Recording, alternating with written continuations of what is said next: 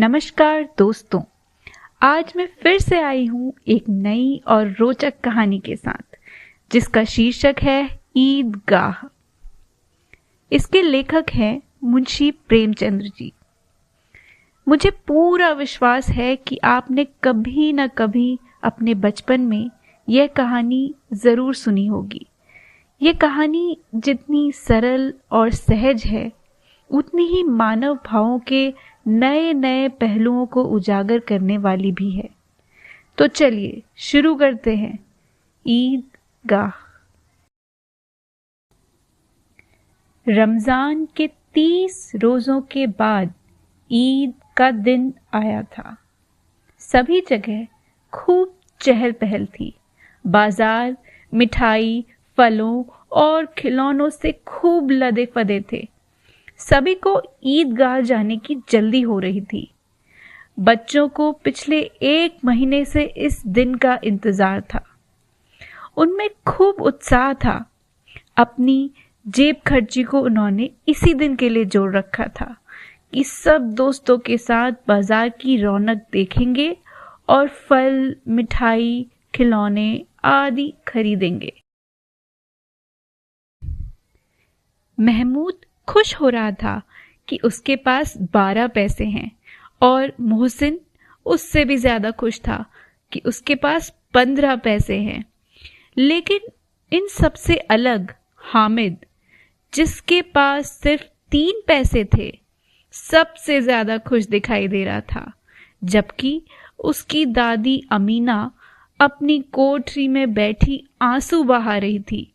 साथ ही ईद के इस त्योहार को भी कोस रही थी कि ऐसी भुखमरी के समय ईद क्यों आई।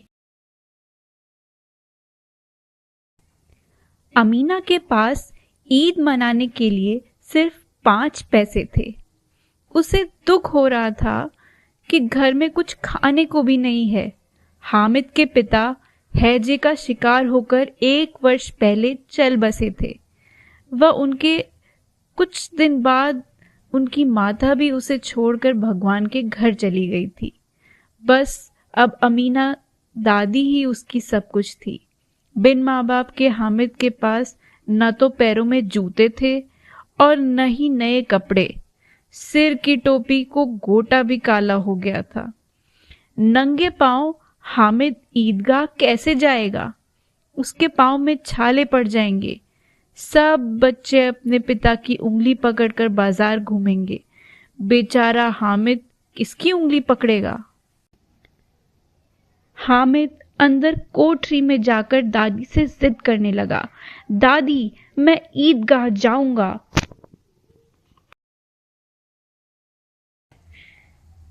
दादी हामिद को मना करती रही कि उसके पैरों में छाले हो जाएंगे, इतनी भीड़ में वह खो जाएगा। पर हामिद रट लगाए रहा, नहीं, मैं जल्दी जल्दी चलूंगा और देखना, सबसे पहले घर वापस आऊंगा। गांव के सभी लोगों के साथ हामिद भी ईदगाह को चल दिया। सभी बच्चे खूब तेज तेज दौड़ रहे थे। हामिद के पैरों में मानो पंख लग गए थे।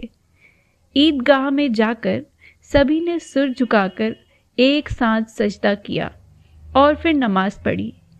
ईद के दिन वहां हजारों लोग इकट्ठा थे।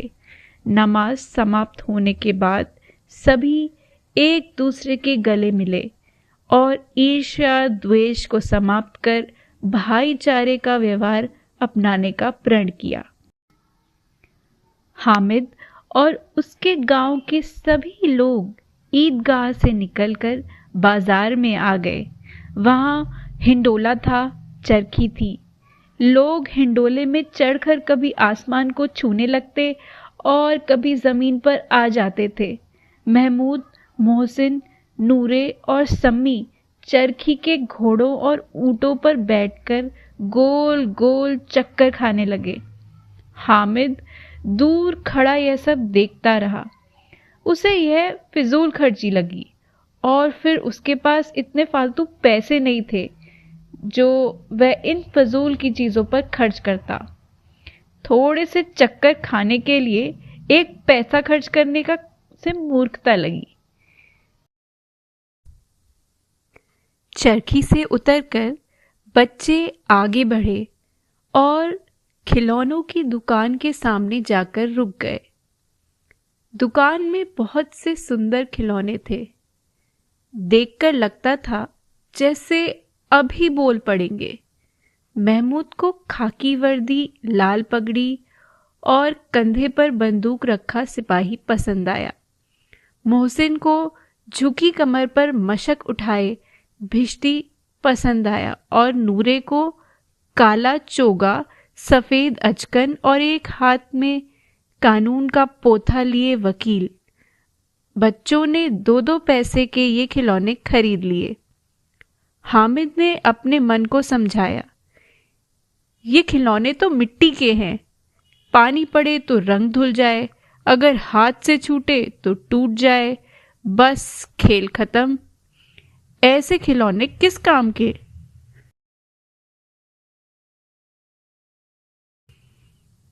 खिलौनों के बाद सभी बच्चे मिठाई की दुकान पर पहुंचे और मिठाई खाने लगे। हामिद बिल्कुल दूर अलग खड़ा सबको ललचाई नजरों से देखता रहा। आज उसे अपने दोस्तों के व्यवहार पर दुख हो रहा था। यही दोस्त उससे जब चाहे तब ना जाने क्या क्या काम करवाते थे और आज उसकी तरफ देख भी नहीं रहे थे। कैसे जल्दी जल्दी खाने में लगे थे। खा पीकर बच्चे गांव की भीड़ के साथ आगे बढ़ गए। हामिद पीछे ही रह गया।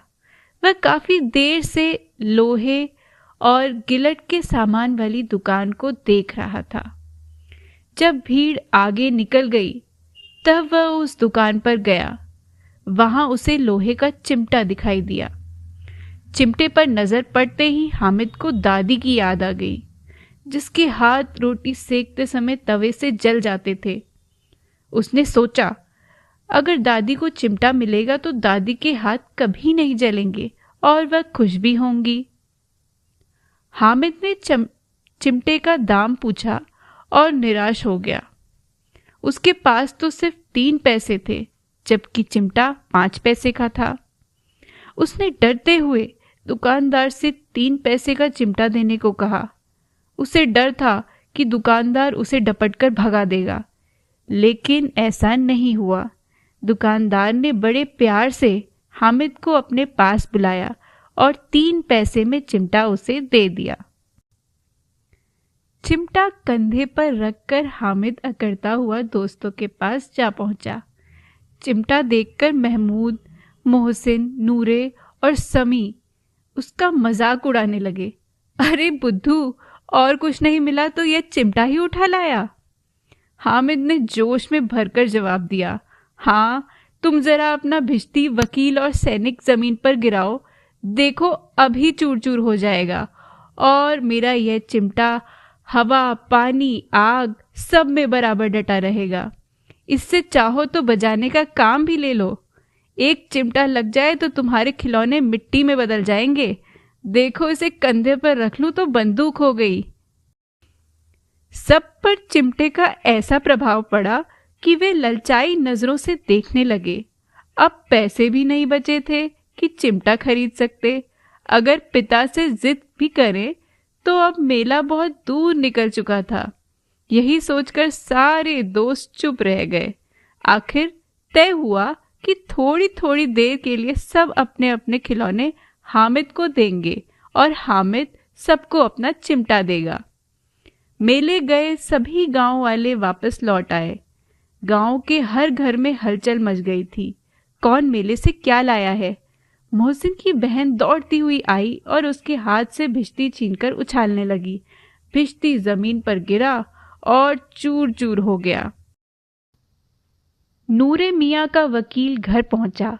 वकील के ओहदे का ख्याल कर नूरे ने दीवार में 2 कीले गाड़ी और उस पर फट्टा रखा। कालीन बिछाकर वकील साहब को स्थापित किया।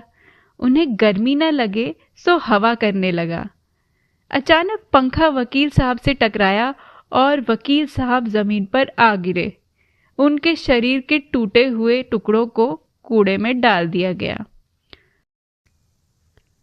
हामिद के घर पहुंचते ही अमीना बाहर दौड़ी आई और हामिद को देखकर उसे गोद में उठाकर प्यार करने लगी। अचानक उसकी नजर चिमटे पर गई और पूछ बैठी, मेले से लाया? कितने का मिला? 3 पैसे का, हामिद ने जवाब दिया। अरे निगोड़े, मेले में और कुछ ना था जो तू लोहे का चिमटा उठा लाया? दादी गुस्से में बोली। हामिद ने अपराधी भाव से कहा, तुम्हारी उंगलियां तवे से जल जाती थीं, इसलिए ले आया। दादी का क्रोध तुरंत स्नेह में बदल गया। हामिद को छाती से लगाकर रो पड़ी और हामिद को दुआएं देती रही। उनकी आंखों से आंसू की बड़ी बड़ी बूंदें गिरती जा रही थी।